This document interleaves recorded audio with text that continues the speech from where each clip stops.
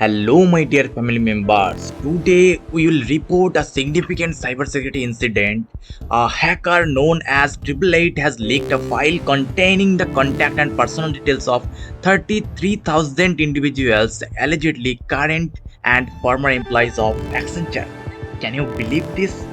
On Wednesday, June 19, 2024, the data was posted on the notorious breach forums, and the leaked information includes full names, email addresses, and many other details. Can you imagine this? A company having employees more than 7 lakh and having employees in overall 120 countries, and they are indulged or they are intended to be in a data leak case. So, what would happen? Fortunately, there are no passwords involved in this leak. According to 888, the data was obtained through a third-party data breach occurring just this month. So don't worry.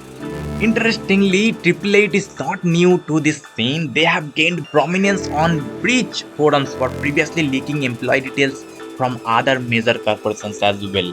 Nowadays, third party breaches have become a significant cybersecurity threat, and high profile incidents involving companies like Ticketmaster, American Express, Tech in Asia, and Santander Bank highlight the vulnerabilities in third party platforms, right? One of the prominent fact checker HackRaid team has reached out to the Accenture for a comment on this matter. So, in this meantime, employees are advised to be vigilant against phishing emails and identify theft scams, as this leaked data could potentially be used to create fraudulent profiles, right? Experts recommend that Accenture employees monitor their account closely and report any suspiciously activity immediately. Be especially cautious about emails asking for personal information or login details, and be very serious about this. Okay. So if you are an employee in Accenture, then what should you do? Or if you are aspiring to be an employee of Accenture, then what would you do? So always monitor your accounts.